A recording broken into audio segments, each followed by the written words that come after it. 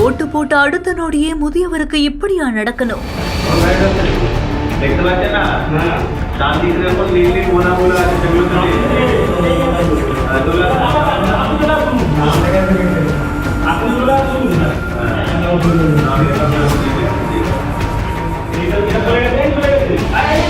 பரபரப்பாக எழுந்து ஓடிய அதிகாரிகள்.